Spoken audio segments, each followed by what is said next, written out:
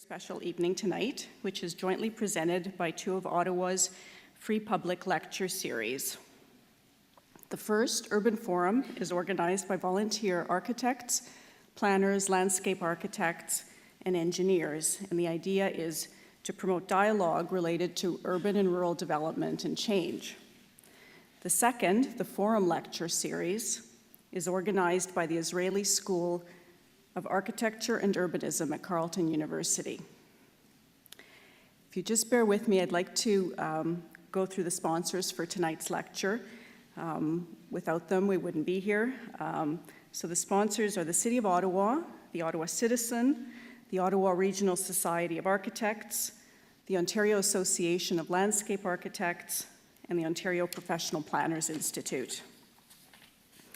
Sponsors also include Charlesfort Developments, Trinity Development Group, Barry J. Hoban and Associates, Merkley Supply, and IBI Group. Before we get started, I would ask you to please turn off your cell phones and anything else that might beep or buzz. And now I am delighted to introduce our speaker, Paul Goldberger. Paul has had a distinguished career writing for the New York Times, the New Yorker magazine, and now Vanity Fair magazine. He has won many awards, including the Pulitzer Prize for Architectural Criticism. In addition to being a journalist, Paul has written numerous books. One of the more recent ones is called Why Architecture Matters. He is former dean of the Parsons School of Design in New York, and currently he holds the Joseph Urban Chair in Design and Architecture at the New School in New York City. His focus has always been on issues of broad public concern. Tonight, Paul will share some of his thinking on the role of the city in a world in which digital media is such a big part of the way in which we interact with each other. The title of his talk is Cities, Place, and Cyberspace. Please join me in welcoming our guest, Paul Goldberger.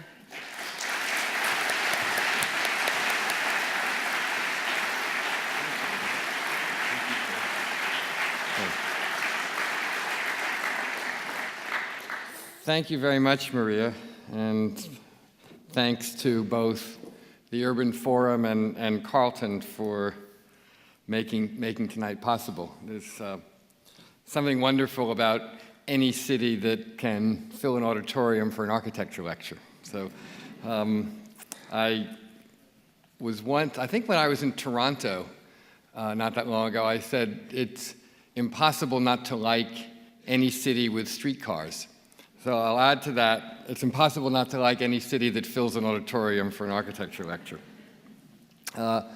It's also very nice to be back in Moshe Safdie's building, which I haven't seen since I came to Ottawa to write about it an embarrassingly long time ago, when both the building and I were younger and newer. It seems to have aged reasonably well over the last 24 years.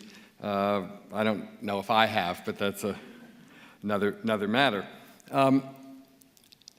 I visited at Carleton today, and it was exciting to see as innovative and wide-ranging an architecture program, and that in connection with the Urban Forum here makes it clear that real and important questions are being asked in Ottawa, and that there's a real civic dialogue in this city, and that fact alone puts you ahead of many cities both in Canada and the United States.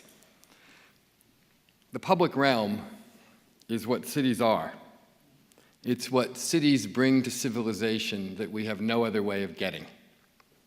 It's what's always mattered and what will continue to matter, a lot more than many of the things that we mistakenly think that cities are about these days. And to take the public realm as a starting point for planning is to recognize that it is the thing that's been threatened more than almost any other urban quality over the last couple of generations, and that if we don't successfully rebuild the public realm, if we don't heal the urban wound created by its destruction, then nothing else we do in the city will have very much effect. Let me talk for a moment about why this is so. I'll start by casting the net wide, far beyond Ottawa, though I hope we can also come back more specifically to the city when there's some questions afterwards. But for now, let me ask you to think for a little while about the idea of place and community today. We live in a time when extraordinary advances in technology, computers, cell phones, smartphones, tablets, and the whole world of cyberspace that they connect to have affected a lot of the things we do as we go about our days. But I think they've also, in a more subtle way, affected our sense of place. And I'll go so far as to say that I wonder whether they've made traditional ideas of place irrelevant, or whether they will have the power to do so in the future. Now, it's hardly a new notion that technological developments have the power to shape what kinds of places we make, and even our whole idea of what defines a place. Technology has always determined much of what we build. You couldn't build a Gothic cathedral until certain kinds of vaults and buttresses had been invented. You couldn't build a skyscraper until the invention of the steel skeleton and the elevator, and so on. But of course, it's more than just a matter of structure and engineering. Technology also brought us the automobile, and the automobile brought us sprawl, made the city spread out, which made the most important gift that the city gives us, the gift of community, the gift of physical closeness, much more difficult to achieve. That's not news either, of course. It's been happening for 75 years. I mention it because it helps make the point that technology often has all kinds of effects that were different from what we might have expected, all kinds of unintended consequences, just the way the automobile affected the city in all kinds of ways that no one envisioned. And so too with the technology of our time. Computers and fax machines, actually, that's an old technology. Whoever even thinks of fax machines anymore? And iPhones and Blackberries and everything else. If the automobile and the airplane changed our sense of place by making us mobile and less wedded to a single place as our ancestors were, then the technology of today goes one better and allows us, wherever we may physically be, to function as if we were somewhere else. In effect, technology allows you to have a virtual presence anywhere, which is wonderful until you realize that this has the result in some ways of making you feel like you are less where you really are. And it makes all places seem more or less the same. You know, once, your very telephone number was a kind of badge of place, a sign of where you were. You couldn't be reached unless you actually were in that place, on that piece of earth connected to the telephone, an instrument that we now quaintly call a landline. It's increasingly common, I realize, for cell phone conversations today to begin with the question, "Where are you?" And for the answer to be anything from out by the pool to Madagascar. Now, I don't miss the age when phone charges were based on distance, but that did have the beneficial effect of reinforcing a sense that places were distinguishable from one another. Now, with your mobile phone, calling across the street and calling from Ottawa to Vancouver are precisely the same thing. They cost the same because to the phone, they are the same. Every place is exactly the same as every other place.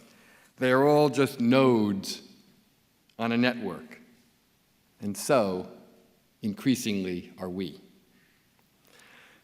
Frank Lloyd Wright, who is not the name I know you would instantly expect to hear in a talk on architecture and today's technology, actually pointed out long ago how close a connection there can be between technology and the way an age perceives its architecture. Indeed, it was little more than a century ago that Wright delivered a famous lecture at Hull House in Chicago entitled The Art and Craft of the Machine. In a sense, he saw it all coming. Wright made the extraordinary observation that the printed book was, in a sense, the first machine, and that its arrival profoundly changed architecture. Keep in mind, it was not the printing press itself that Wright was calling a machine, it was the book that emerged from it. Before printed books, Wright said, and I quote, "all the intellectual forces of the people converged to one point, architecture. Down to the 15th century, the chief register of humanity is architecture." Wright referred to the most important pieces of architecture as great granite books and said, down to the time of Gutenberg, architecture is the principal writing, the universal writing of humanity. But once printing arrived, Wright said, human thought discovers a mode of perpetuating itself, not only more resisting than architecture, but still more simple and easy. Architecture is dethroned. Gutenberg's letters of lead are about to supersede Orpheus's letters of stone. The book is about to kill the edifice. Never mind the fact that Wright's theory is full of Whitman-esque hyperbole and also owes more than a little bit to Victor Hugo, as any of you who've ever studied 19th century culture will know. But for all of that, it's still an astonishing observation. For in a way, it is the beginning of the modern connection between media and architecture. Wright was acting on the presumption that architecture was a form of communication. And that's pretty radical, architecture as media. Architecture as information. Wright said of the machine that it was, and I quote again, invincible, triumphant. The machine goes on, gathering force and knitting the material necessities of mankind ever closer into a universal automatic fabric, the engine, the motor, and the battleship of the works of art of this century. I love the phrase, universal automatic fabric. Think of that uttered in 1901. It almost makes me think of the internet. Wright was urging that people in his time, in effect, take back the machine, claim it for art and architecture, that the machine was the reality of their time as much as stone was the reality of the 15th century. And now that almost all technology seems to be in some way to be about information, now that technology and communication have become almost one and the same, is information technology the stone of our time? If it is, that means we have to swallow hard and come to terms with the fact that information technology, unlike the earlier forms of technology, whether the stones of the 15th century or the machine age technology of the 20th, is not a hard, tangible object. It's a series of electronic bleeps. It is everywhere at once. Like the cell phone, it can be anywhere, and perhaps being everywhere really means it is nowhere. Let me give you another example, as vivid, I think, as the cell phone. Think for a moment about the way in which symbols and meaning used to be expressed in architecture. Banks were once designed to look like Renaissance palaces, and not only because they were beautiful, but because these buildings suggested solidity and strength and tradition. Your money was a hard, tangible object. It was cash, and it was going to be safe in this stone palazzo. But today, banking is just about electronic bleeps. Cash is just that thing you get out of an ATM, another machine, and real banking is about electronic transfers. So what kind of building do you design to express this? And what does all this have to do anyway with our sense of place and with the question of the meaning of the city right now? We're divided, it would seem, between some who are convinced that the city is irrelevant in the age of cyberspace, that it's a collection of stones, we might say, and others who believe it now has more urgency than ever, and that in the new virtual world, real place matters more than ever. This conflict was brought neatly into focus in a fascinating exchange I read a while ago in Forbes magazine on the subject of the city, a dialogue between the authors George Gilder and Tom Peters on whether technology would mean an end to the city as we know it or not. Gilder saw no point in the old city, which he saw only as a tired relic of the industrial age. He celebrated the way in which electronic communication was rapidly making it, in his view, obsolete. You don't have to be there, Gilder argued, so why would you want to? It's dark, dirty, noisy, and crowded.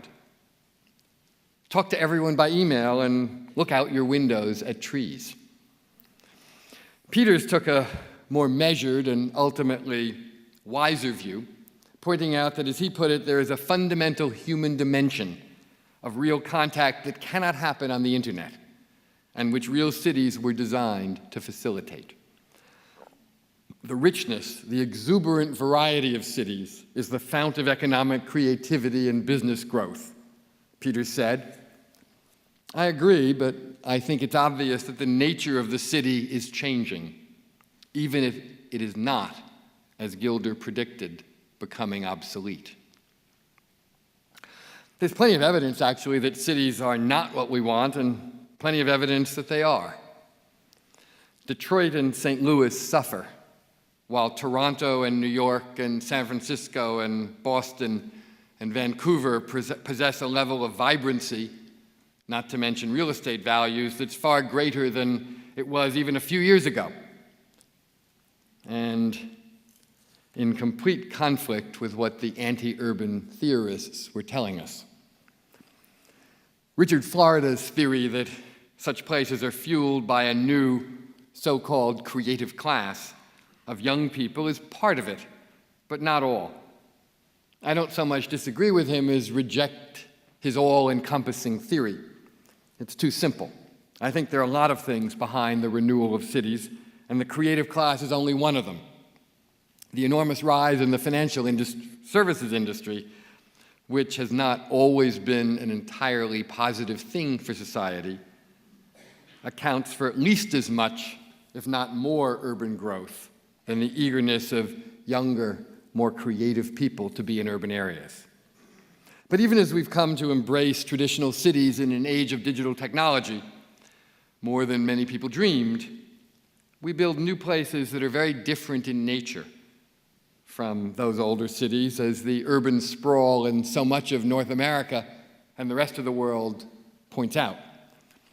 We talk about ongoing urbanization, about the desire to strengthen city cores and build walkable neighborhoods, but sprawl continues to go on.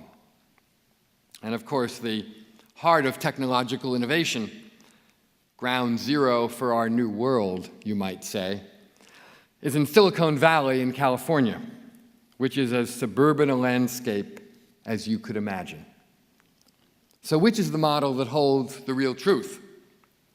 The example of Silicon Valley that would suggest that traditional cities are not necessary in an age of mass communication?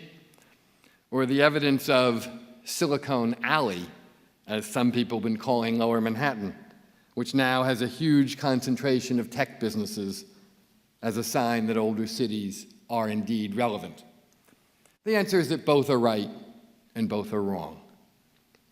For many people, the city is obsolete, and many cities are more obsolete than others. Some have urgent continued purpose, and others do not. And those cities that continue to have sustained and important life, New York paramount among them in the US, Toronto in Canada, are not the same kinds of cities that they were 50 or 20 or even perhaps 10 years ago. Let me say a word about what the city at its very best means.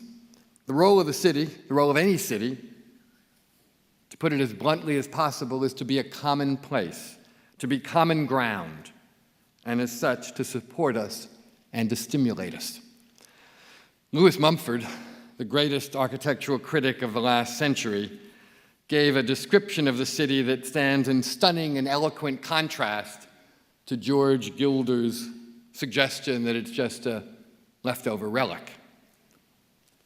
Now, the great function of the city, Mumford wrote, is to permit, indeed to encourage and incite, the greatest possible number of meetings, encounters, challenges between all persons, classes, and groups, providing, as it were, a stage upon which the drama of social life may be enacted, with the actors taking their turns as spectators and the spectators as actors.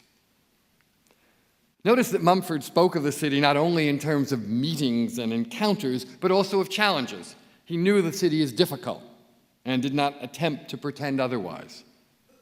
But he knew that in meeting challenge, there is also a kind of satisfaction that cannot come from easy routes, and that the challenge the city represents can, at its best, be ennobling. The urban impulse is an impulse toward community, an impulse toward being together and toward accepting the idea that however different we may be, something unites us. But what do we do in an age when so many forces push us away from cities, push us apart rather than together? In an age when we travel from private houses in little enclosed metal boxes on wheels into private office cubicles and back again, an age when many people are almost never in a large public space save for an occasional visit to a sports stadium, an age in which the private experience of television and the VCR has replaced for many even the limited public experience of going to the movies. This is a culture for which there is little sense of common ground, or at least precious few times in which common experience is expressed in terms of a common physical place. We come together virtually and not physically. And I'm asking what this means for architecture and for cities, and for whatever the public realm stands for now. Today, on the rare occasions in which people do come together physically and not virtually, they increasingly do so in places that represent a new model, something maybe we could call para-urbanism or pseudo-urbanism. And it has at least as significant an impact on the evolving city as cyberspace does. This new urban model is characterized by valuing automobile access more than pedestrian accommodation, and by a desire to offer the ease and the convenience of the suburbs, along with the benefits of traditional cities, a variety of shops, restaurants, and public gathering places, facilities for the performing and visual arts, and the general level of excitement and stimulation associated with older, street-oriented cities. Sometimes these new kinds of places, these city-suburban hybrids, get built in the actual suburbs. Sometimes they get built on the edges of cities. Sometimes they happen right inside cities themselves. It's less a truly urban thing than a kind of blurring of traditional differences between the city and the suburb. While numerous older cities now attempt to market themselves as lively, vibrant, and culturally active environments, the purest examples of the new urban paradigm are surely the so-called edge cities that now exist on the outskirts of so many large cities, combining shopping malls, hotels, office buildings, and occasionally housing at a density that is greater than traditional suburban density. Such places as City Post Oak in Houston, Tyson's Corners outside of Washington, D.C., Buckhead north of Atlanta, to mention just three, mix high-rise buildings with shopping malls and hotels. They would seem to have every quality of cities except streets. There's another variant that many of you have probably experienced that does have streets. It's the new-style shopping mall, in which stores are arrayed along imitation streets. All of these places, the edge cities and the pseudo-villages alike, represent an attempt to take on the more benign characteristics once associated with larger cities without acquiring any of the other qualities of urban downtowns. The message is this: urbanity is attractive so long as it can be rendered friendly and harmless. Give a new place at the edge of the city a bit of glitter, a little more activity than is normal for the suburbs, so that it has a whiff of downtown energy, and then you will have all the more of an excuse to avoid the real downtown. This new urban paradigm began as a product of the automobile, but it flourishes now, I think, as a result of the explosion of technology. As I've already said, in an age of virtual communication, no one truly has to be anywhere. Where we are is the result of other factors. Let's not fool ourselves. The forces that brought the traditional city into being no longer exist. If the city has a continued function, and I very much believe it does, it's essential that we not naively believe that it has an automatic, market-generated right to exist. Another way to put this might be to say that if the only thing the city has to sell is a sense of duty, a sense that people owe cities their loyalty, even if the marketplace is sending them somewhere else, then attempts to revive the city will fail. The city is indeed an honorable and distinguished thing, and deserving of our love and loyalty. But for most people, that's not enough, nor should it be. We need to find a way to make an urbanism that is meaningful in our time. And to do that, as you know in Ottawa, the public realm is key. Right now, however, let me say just a tiny bit more about what I've called the new urban paradigm, this new kind of quasi-urban, quasi-suburban place where what are called urban values are really more like suburban ones. And by suburban values, I mean more than geography and more than where you pay your taxes, and even more than accommodation to the automobile. Far more important than these is a much more subtle, but ultimately more profound elevation of the notion of private space.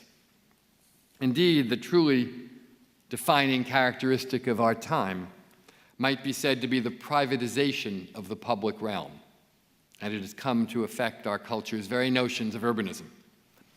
Suburbs have traditionally valued private space, the single-family detached house, the yard, even in fact the automobile, over public space, which they've had in limited enough quantities in even the best of circumstances.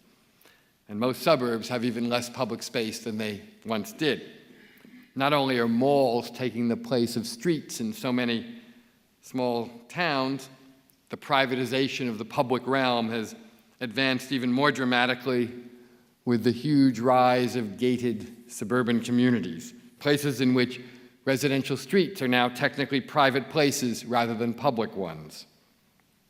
They exist to include, whereas traditional cities existed to include, or at least to have the effect of inclusion. So the rise of suburban values means much more than suburban sprawl. It's meant a change in the way in which public and private spaces work in both suburbs and cities.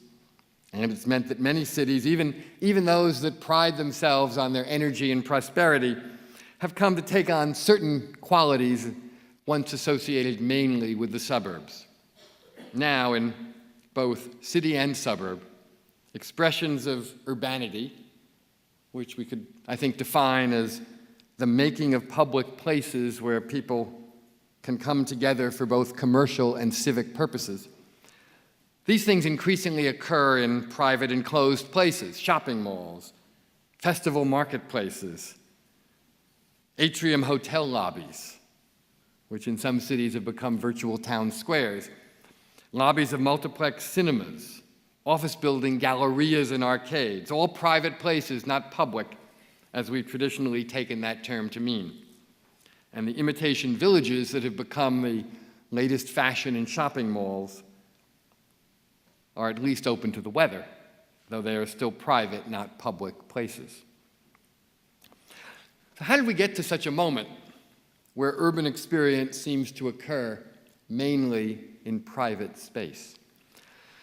Let me answer this question by taking a step back to the mid-1960s, and quoting for a moment from an extraordinary essay by the architect Charles Moore, an essay I like to think of as marking the beginning of that very important and exalted academic discipline, the modern field of Disneyland studies.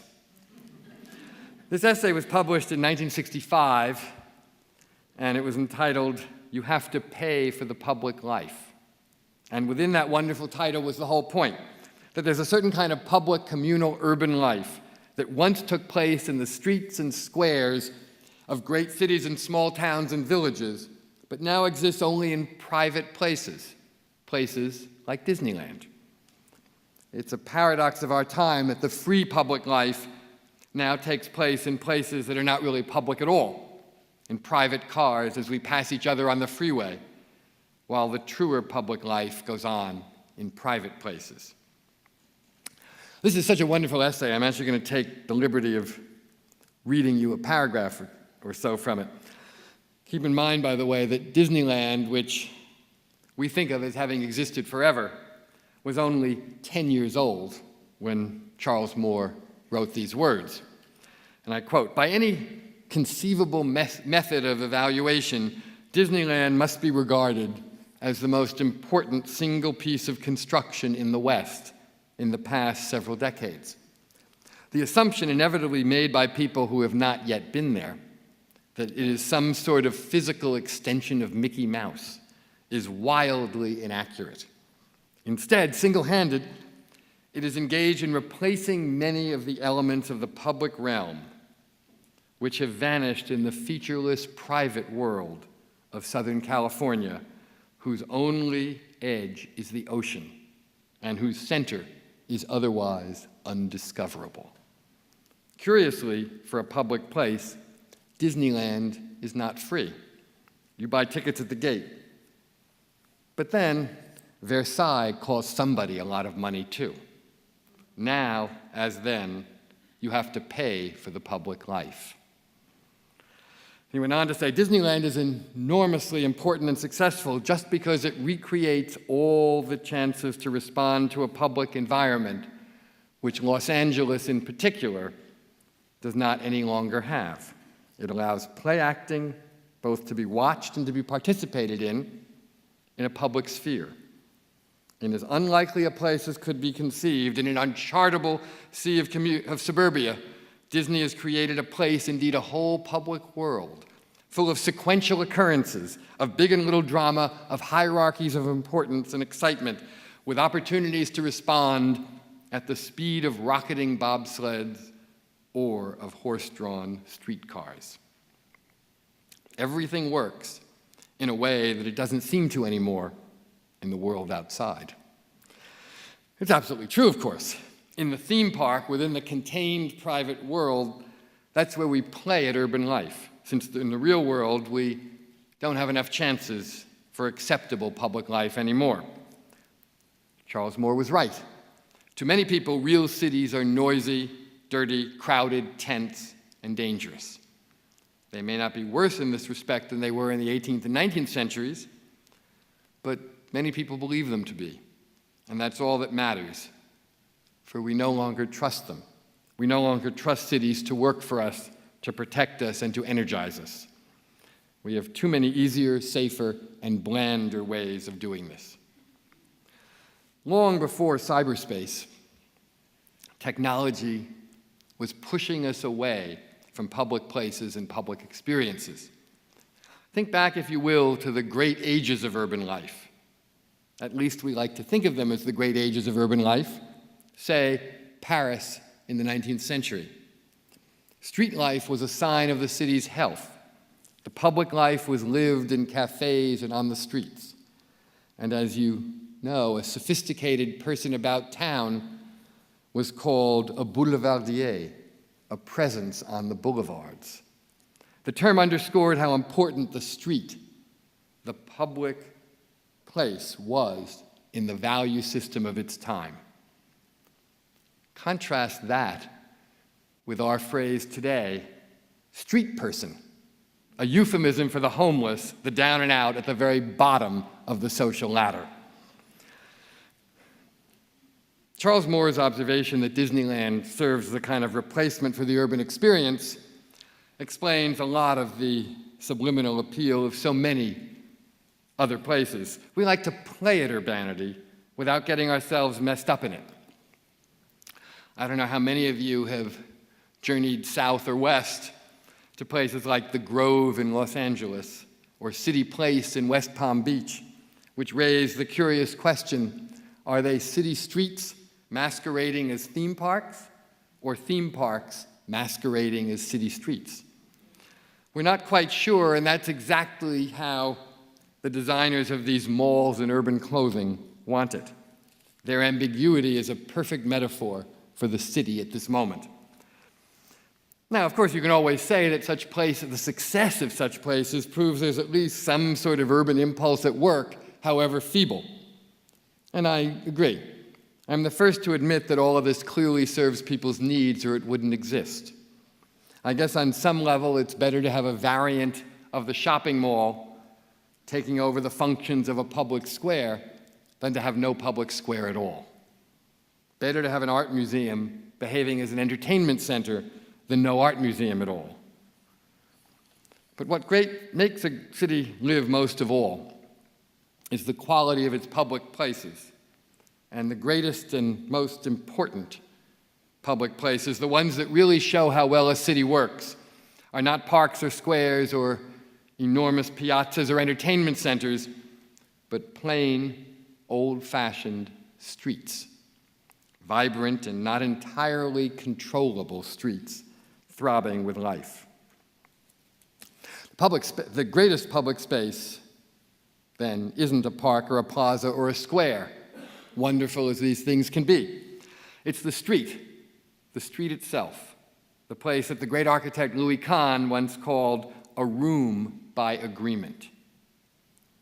If there's anything that 4 decades of writing architecture criticism has taught me, it's that in the city, a street is more important than the building.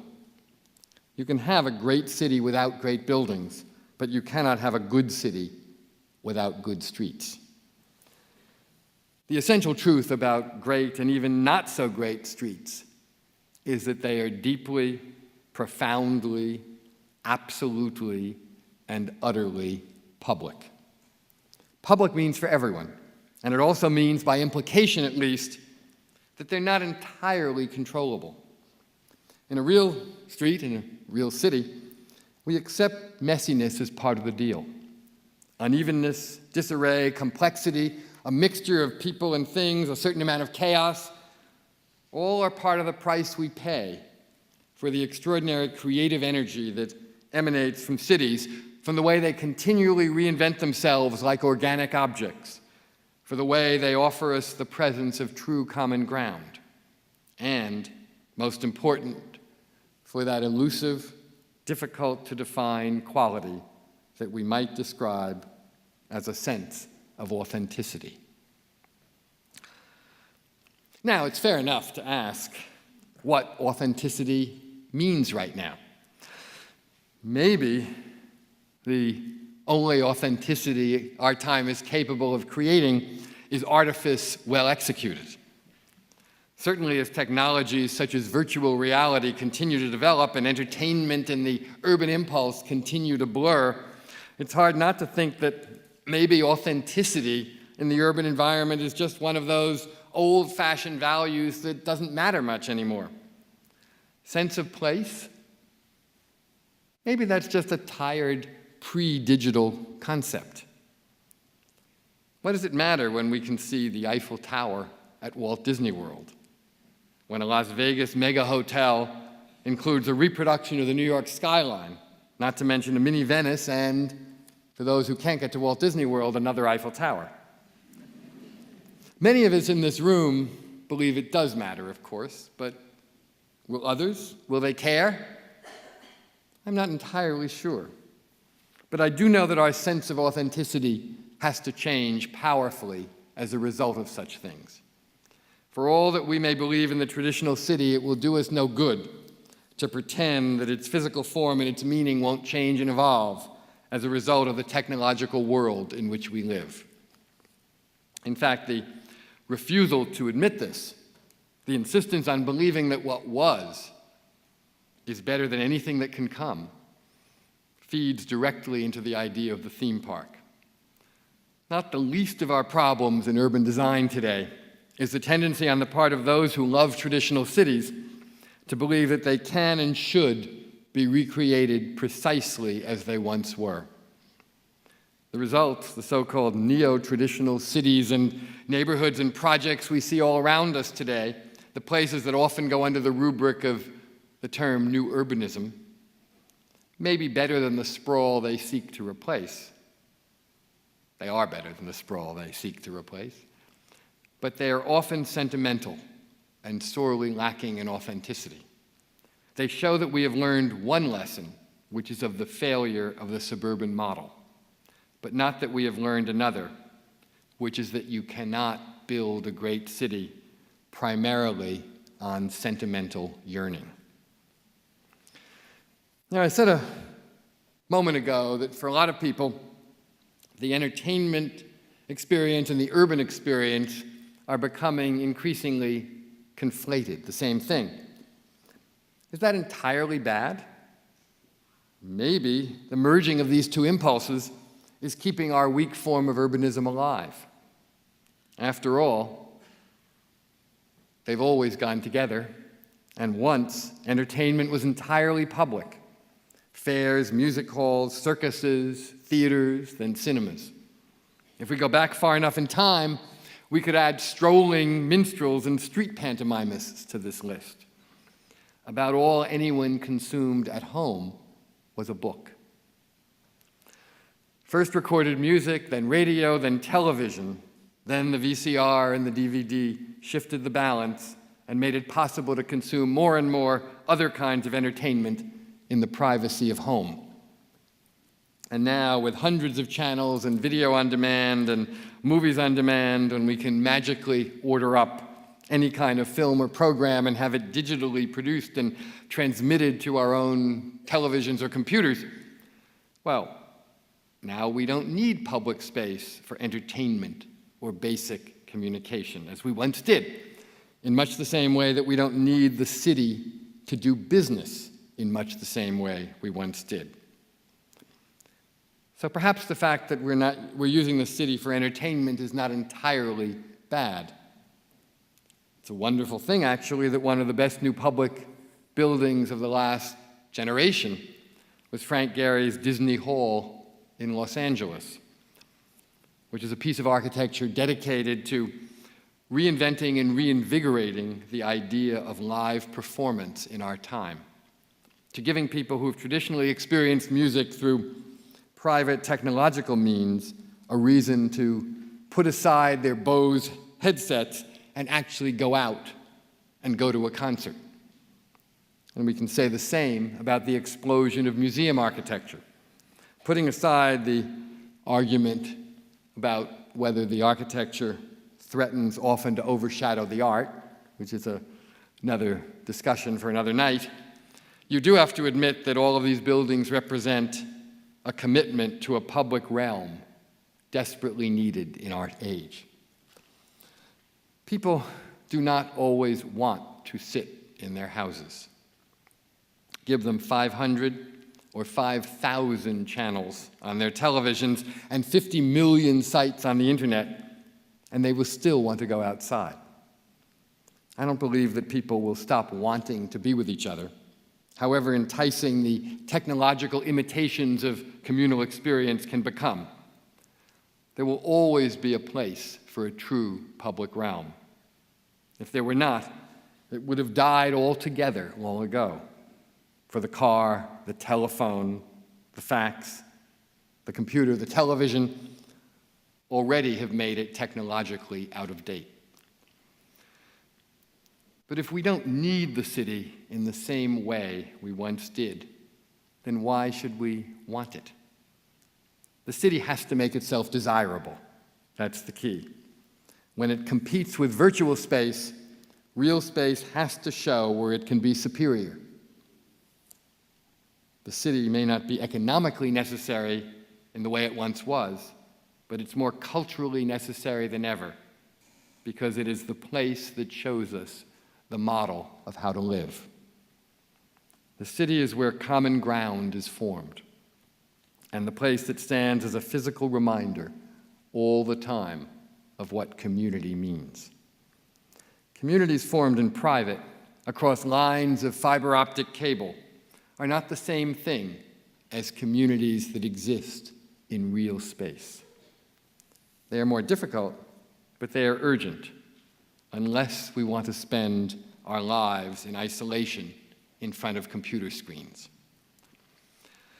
And for all that the traditional city might appear to be antithetical to the way we live and the way we build and the way we think today, in a metaphorical sense, it's not. It's absolutely of this moment. For I think of the city as not opposite to the internet, but as absolutely like it.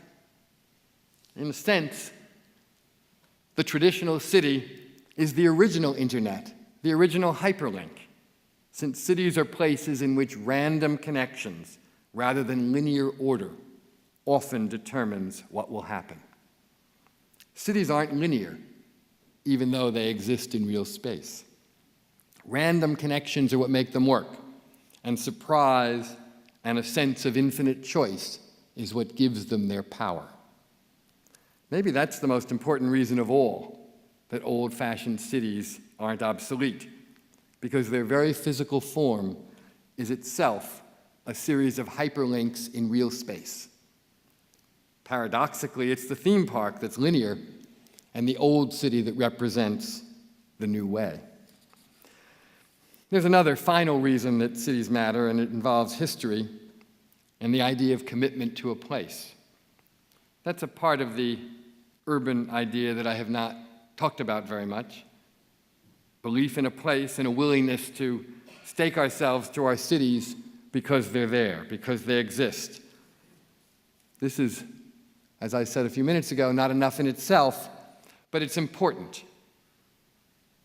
As much in Ottawa as in Los Angeles, the notion of commitment to a place because it is there, commitment to a future because this is where a meaningful past has taken place. How we will express the urban impulse for the next generation, while still making civilized living environments in which we can all somehow function together, is the crucial question for us all. It's the real city that makes things new, that challenges us and enlivens us. If the real city is doing its job, it stimulates and excites us in a way that leaves the theme park and the internet in the dust. It is not as easy as the theme park, and it certainly isn't as easy as sitting alone in front of a computer. But its rewards go deeper by far, for it makes us look forward, not backward, and outward, not inward. As people who love music know in Los Angeles, today, that's one city in which you feel, if you go to a concert of the Los Angeles Philharmonic, you are doing something that feels more of this moment than listening to the most perfect music on your iPod. The city is the common ground we've been seeking. Its physical form connects us, brings us together, and makes concrete the ideas of community that we all seek. That is the real authenticity. That's why we need cities, to make manifest our ideas of community, which so many technological and economic forces of our time work against. We cannot function alone. No matter what technology brings us, we will not want to be alone all the time. We want to get outside, to be in public, to take the risk of doing what only a real city can do, which is to energize and uplift and inspire us, and, yes, challenge us with the sense, as Lewis Mumford put it, that we are all, each and every one of us, simultaneously actors and spectators on a stage. Thank you.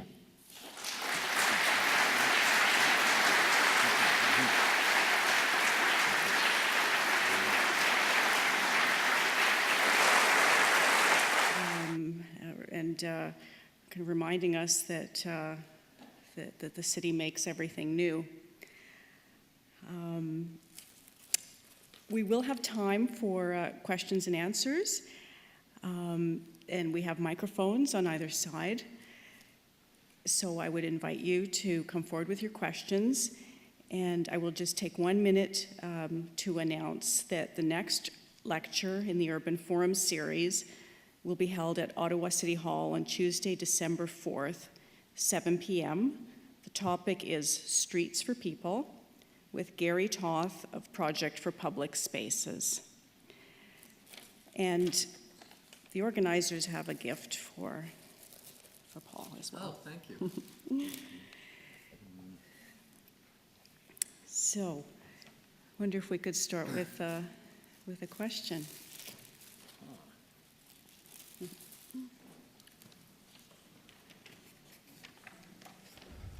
Mr. Goldberger. This September, U.S. Census published the results of the 2011 census, and for the first time in American history, the suburban population actually outnumbered the combination of rural and traditional cities. Actually, 62% of Americans are now suburbanites. How do you react to Robert Fishman's paradigm that in actual fact the spatial city, because of this relative importance of suburbia, has essentially disappeared and has been replaced by a temporal city? Essentially people creating their own individual cities through their mobility so that they have individual networks, and that space in and of itself in terms of traditional city has left their consciousness. That's a provocative question. I don't think I think what Fishman was saying is true, but not as completely true as he or you would suggest. One of the things I was trying to say was I think there is still something very powerful in the traditional idea of the city that is satisfying at a deep level that what you've called, or he's called, temporal cities cannot be.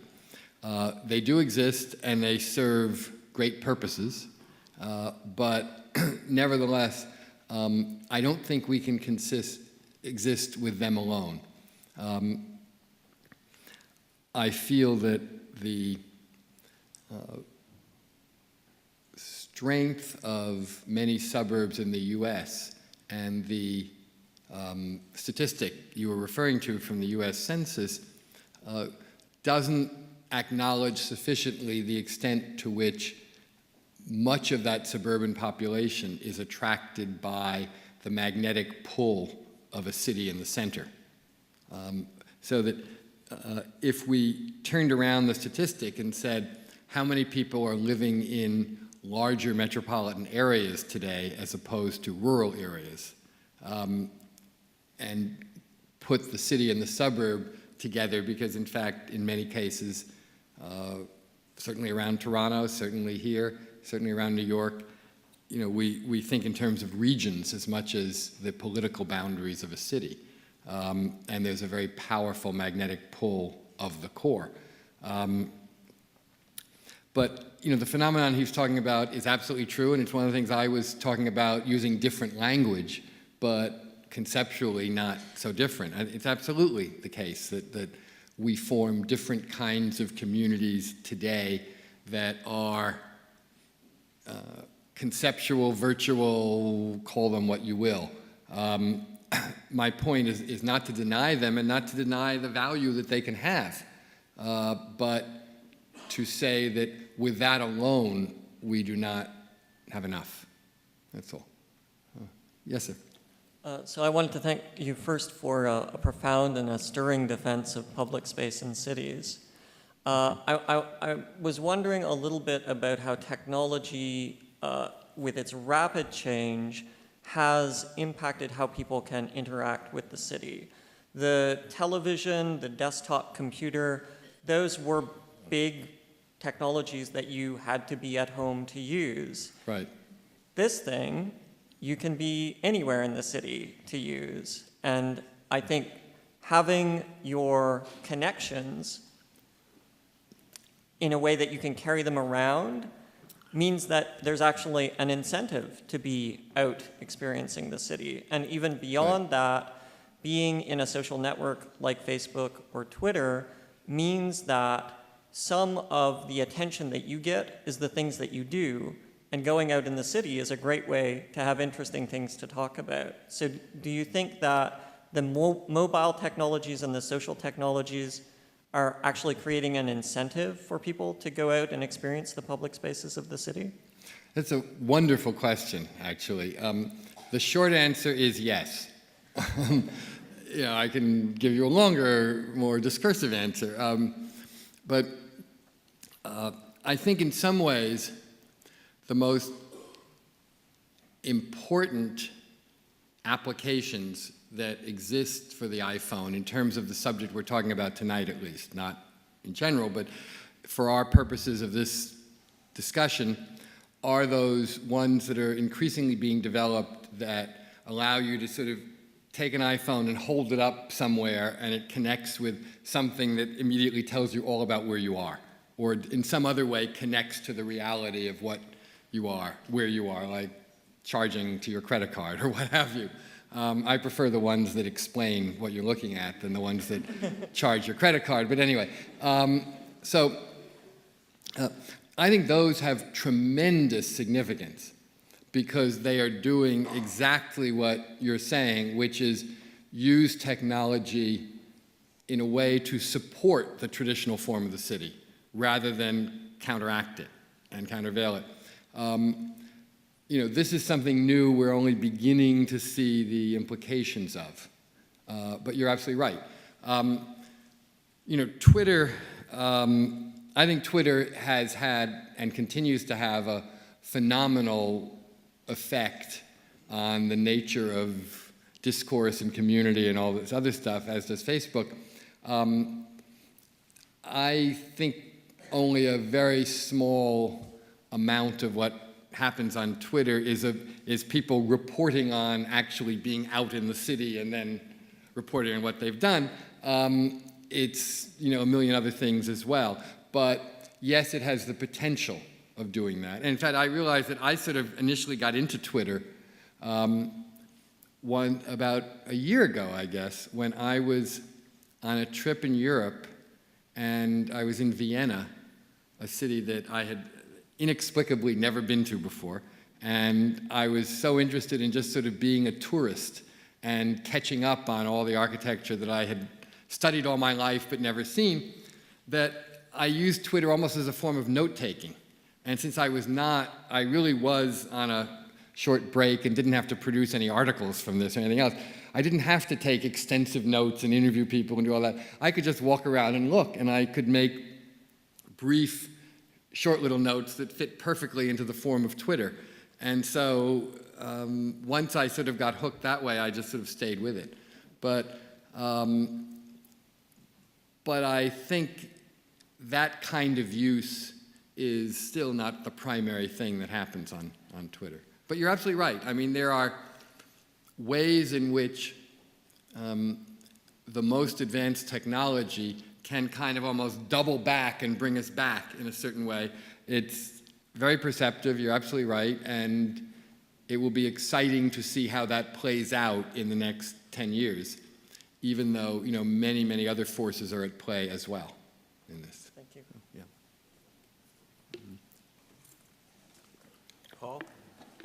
Paul, thank you very much for your wonderful lecture, as the person before said, in your eloquence. However, the jury for people that are against the further development of cities in the world is growing leaps and bounds. And to get after that, I can just say that, remember, you quoted Lewis Mumford in his book, The History of the City. I remember reading that about 35 years ago. And one thing that stood out, one chapter, or one paragraph, one sentence that stood out in that book, of course he contradicted himself over and over again, was that the city was the dung heap of civilization. however, in the dung heap, flowers do grow. That's what he said. That's one thing. Then the other thing, a little parable. In the Bible, we have Cain and Abel. Cain was a farmer. Abel was a shepherd. The farmer has always been associated with agriculture and the development of cities. Just like, I'll ask a question, the development of cities. And Abel was, of course, nomadic, going about with the sheep, mobile, traveling, moving, more poetic, more this and more that.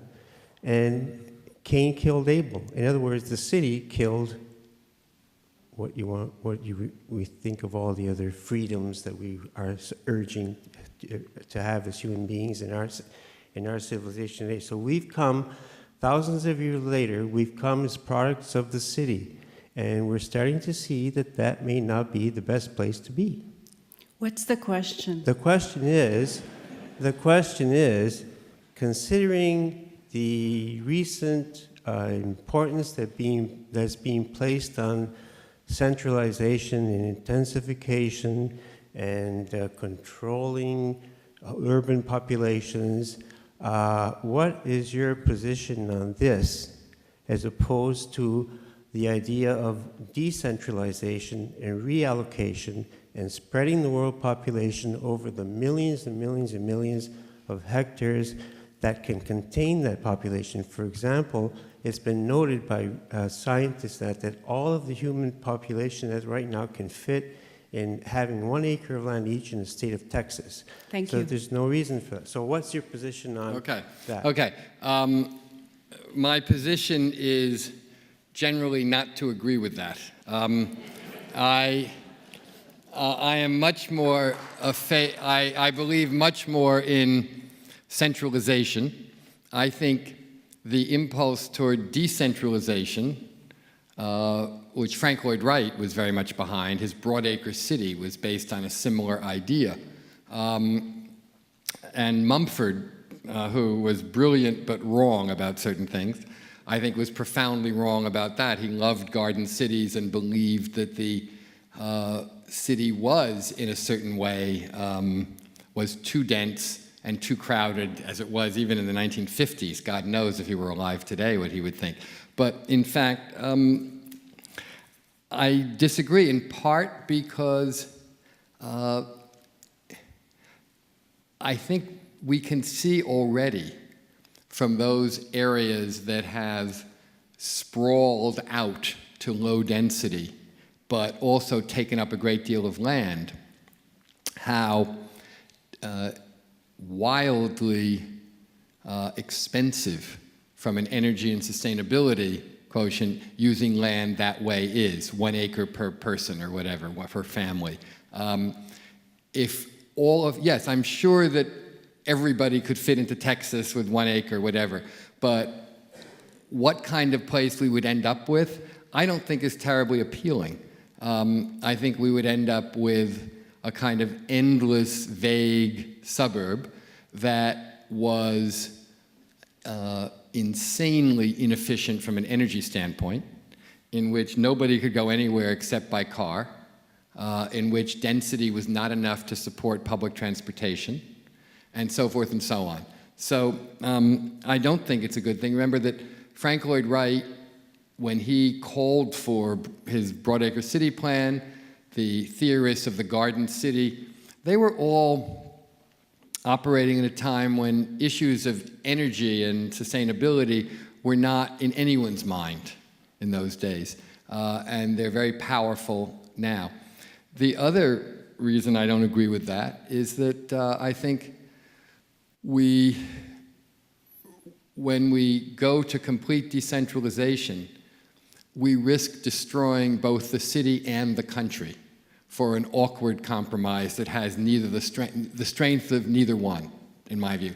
I mean, I'm heartbroken when I see beautiful countryside taken up by sprawl, in effect. I can't think of a better word to describe sprawl than sprawl. So, I mean, I believe very much in the country and the city, and I am less attracted to the thing that is the least of both, in a way. So I'm not an advocate of decentralization. I think that was a way of looking at the city that seemed radical 75 years ago, and that events have proven to be, in fact, misguided, in my view. Yeah. Hi. In my recent research, I've particularly been interested with new urbanism, or what you've termed the new urban paradigm, in Europe as well. And so the city I've been researching is Le Val d'Europe, just outside of Paris, and seat to Europe's very own Disneyland and Disney celebration, if you will. And in my research, I found that over and over again, the people that do live in these new urbanism developments like it. And I think I think they do. And like you said, maybe something that we see as a problem, they don't necessarily see as an issue. But another issue which I found that came out was when you went back into the city, people that had lived in these new urbanism developments had expectations or preconceived notions. And so those were the implications that I thought took on a whole serious note of their own. And so I wondered if you could maybe comment on the implications which arise from someone having lived in one of these new urbanism developments, going back to the city, and how they're faced with. Well, let me say first, lest I misstated what I mean to say about it, I'm very sympathetic to new urbanism, and I think it has great strengths separate from its sentimental strain. I just don't like the aspect of it that seems more powered by sentimental nostalgia than by other things. But I mean, the minute you start talking in terms of walkable communities instead of new urbanism, it sounds much better because the associations are different. And I believe absolutely that those are the right thing to do, and that because of course nobody is going to live in everybody's not going to live in dense urban cores. Many people will want other options and other ways of other choices. And in fact, the paradigm of the traditional, older, walkable village is still a very, very strong one that has great appeal, and new urbanism is trying to get us back to thinking about that, which is all to the good. My issue is only I just do wish, because there's so much important thinking back there behind it, that it didn't let itself go so often into the cute, which diminishes it in a certain way. That's really all I meant to say on that. How do people from those communities react when they go back to the city? Heard with Paris was that they go back to Paris and they're angry because it's so dirty. Yeah. Well, of course. I mean, it's the real world. Celebration, Florida is not the real world. It's a lovely, it's on the continuum with real world on one side and theme park on the other. It's sort of somewhere in the middle. And of course, the minute you have to deal with a lot of painful and difficult but real things, life is a little bit harder, and something is not quite as good in some ways. But, other things are provided in compensation. But, it's partly a make-believe place.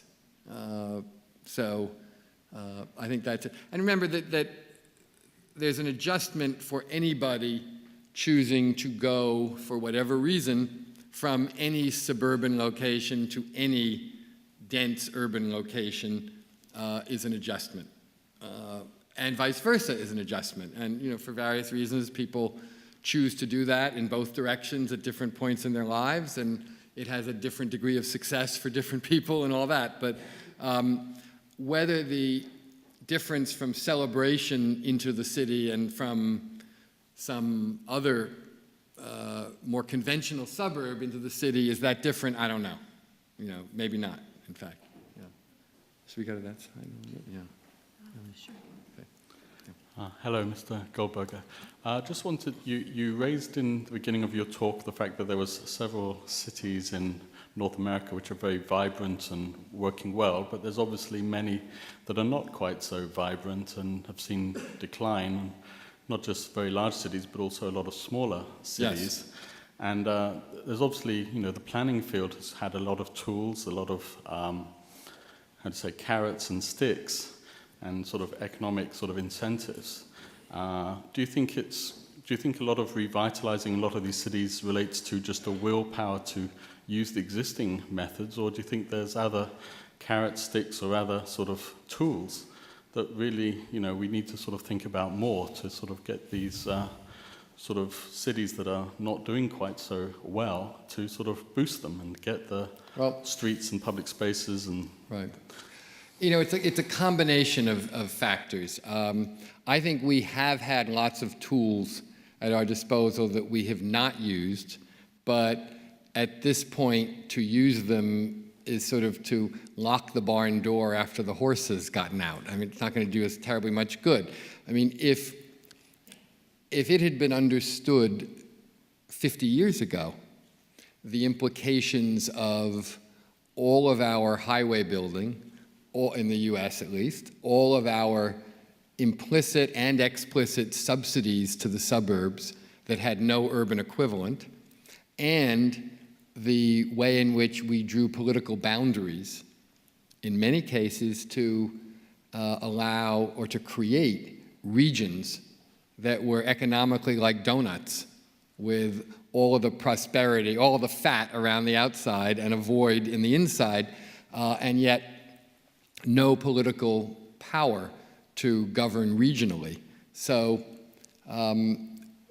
had we chosen through a combination of political boundaries, zoning powers, laws, and federal national policies to act differently, I think we would have had somewhat different results. But at this point, we have the world we're given, and we have to sort of deal with it. And I don't know that there is anything possible at this stage to make, let's say, Detroit again what it was in 1950, when it was home to one of the most successful and prosperous industries in the world, when sprawl around it was relatively limited, and everything just hummed along. And then, in fact, without recognizing what they had, they just sort of let it go away. Many other factors came into play as well. But I don't think that's easily reversible. So, I mean, there's a heartbreaking tragedy of a city that one can talk all you want about, public space and doing this thing right and that thing right. It's not enough to turn around Detroit. The things that destroyed Detroit or St. Louis, to take another American city, is such a vast combination of political and economic forces over decades that, we're just playing at the margins to play with it now, sadly. I mean, it's like thinking that you can stop Hurricane Sandy by standing like this. I mean, we're dealing with enormous, in this case not natural, but enormous political and economic forces that played out over many decades and not easily counteracted, I think. Okay, well, there's 3 questions on this side, so maybe we'll take those and wrap up. Okay, great. Mm-hmm. I think you answered some of my questions. Unfortunately, I didn't get here for the whole presentation, so I'm not quite sure if you covered some of the things, but is there anything that we could do, maybe even to protect our city, that maybe we feel is kind of being misguided, to make, if we feel committed that it has to become a more vibrant space? And I think maybe even with sometimes the best of planning and everything like this, sometimes because of other political forces, maybe Right. their hands are tied. Is there things that we can do as individuals to maybe help facilitate the increase vibrancy of our city? That's a wonderful question. I wish the answer was yes, do this, this, and that, and everything will be fine. If only it were so simple. I think the more people who live downtown and want to live downtown, the more economic and social pressure there is for vibrancy and activity downtown, which is all to the good. I know that there is a predilection among planners here now toward greater core density, and that is all to the good. Building to the street and not having empty space in the core is critical, and that's not up to any citizen, of course. It's up to the city and the planning authorities, but you know, we're seeing that. Ottawa is an unusual case, of course, because it doesn't have to worry about its major industry going out of business or going away. So, you know, the one fate it will not suffer is the fate of Detroit, but that also creates a certain kind of complacency, and I'm sure that the relationship between the city government and the national government is a complex one, fraught with tensions. I mean, I don't know that much about it, and yet I would bet any amount of money that that's correct. And because they are sort of mutually dependent in a certain way, but you know, the city is dependent on a primary economic engine over which it has no authority whatsoever and no ability to control, even from a planning standpoint, let alone from any other standpoint. I mean, Detroit couldn't tell the auto industry how to make cars, but it could tell it where to build and where not to build and make certain restrictions and directions. Obviously, you know, the city cannot tell the national government those things. So it has even less power than one might. I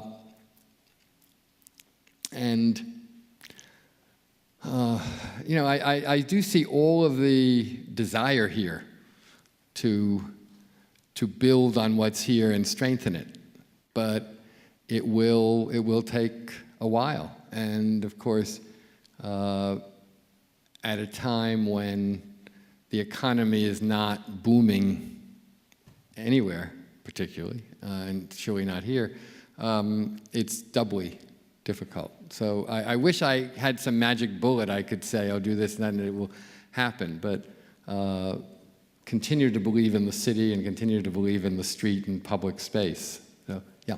Mm-hmm. Hi, thank you very much for a very enlightening talk. I'd like to go back to some of the comments that the gentleman had on the other side. Sure. And maybe push you a bit more by asking you to comment on the responsibility of architecture in making the traditional city unlivable through maybe you might consider making places feel unsafe or making places actually unsafe, or through the selection of building materials that were not durable to the extent that they should have been. And I would consider that not for the purposes of recriminations against architects, but rather how to learn from that experience so that we can do better in the future. I think that's a wonderful question. And it's another question that, you know, I could, if time is short, I can answer by just saying, yes, you're right, and leave it at that. From your previous answers, I know that you won't do that. Right. Sorry. You mean you don't think that the Art Center is a lovely building to walk past here? It would be really great if I was a boat. Right. Yeah. Right. I think that most of the things that you find most troubling that architects have created and I would probably agree with you about most of them that are bothering you, were created at a particularly grim time in architecture when there were only two things that seemed to matter. Either cheapness and efficiency, or some kind of standalone sculptural quality. Neither of those things, which generally didn't go together particularly, but most buildings were motivated by one or the other of those things, and neither of those is particularly conducive to urbanism, as we've been talking about it. Urbanism is based on the idea that the whole is more than the sum of the parts, and everything must contribute something to the larger whole. Neither of those ways of doing it particularly does that.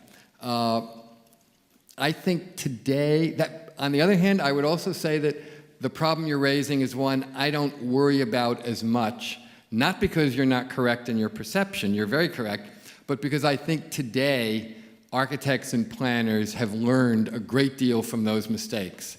And we don't really build that way anymore very much. I see, in almost every city, I really do see, even among not so great buildings, a little more concern with respecting the street. And people don't think that putting 100 feet of unbroken solid concrete along the street is a particularly user-friendly thing to do. And I mean, we've gone way beyond that now, and in many cities, there are specific regulations and guidelines that prohibit that altogether. In other cases, architects have just learned better. So I think what you're observing is a very real problem that we still suffer from, but I don't think we're creating more of that particular problem. Okay.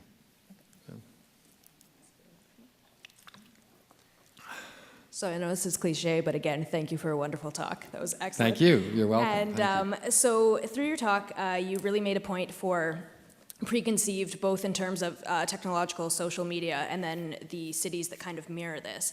And we know obviously that urbanism is a complete physical manifestation of whatever's socially and economically going on at the time. So knowing that the younger generation coming up has found that social media is very much the norm, that you can, when you're invited to a party, you'll look and see who else is going and before you make a decision to go. So that, I think, completely defeats the idea of authenticity and the spontaneity that comes out of interaction. So in the future for building, how do we take those parameters into account and encourage spontaneity in a generation that uses preconceived social media to make their decisions? That's a fascinating question, and the short answer to that one is, I don't know. It's sort of, but I mean, it's a wonderful question and wonderful thing to think about. I don't know that social media is entirely a force counteracting spontaneity, however. What I see more often is, in fact, it's a force counteracting long-term fixed planning. Because what I see in the social media generation is a constant shifting of plans. As more information is exchanged, as more sense of what's going on, as whatever. I mean, I know with, I've sometimes said to my son, who's in his mid-20s, what are you doing for dinner tonight? And he's like, how could I know? It's only 5 o'clock. I mean, he may make and break 3 plans between now and then. I mean, things continually shift, and so in a way, we're seeing spontaneous encounters, which are a fundamentally urban phenomenon, happen electronically through social media that then lead to their sequential act of real-world encounters. I mean, the phenomenon you talked about looking to see who's coming to a party and then deciding whether to go, I don't think that's brand new and just due to social media. I think people always wanted to know that anyway. And in the days when, people would do everything, let's say by telephone, somebody would call and say, gee, can you come for dinner in 2 weeks from Saturday or whatever? And you'd say, yeah, I think I might be free. Gee, who's coming? And so everybody always wanted that information anyway. Or, in fact, the person inviting would think that that's the word and say, oh, you know, John and Mary are coming for dinner in 2 weeks. Won't you come too? And then you say, sure, and then they call John and Mary and they say, Paul is coming to dinner, won't you come too? You know, these are old games that social media has maybe upped the ante for a little bit. Not new. Thank you. Okay, anyway, thank you all very much again.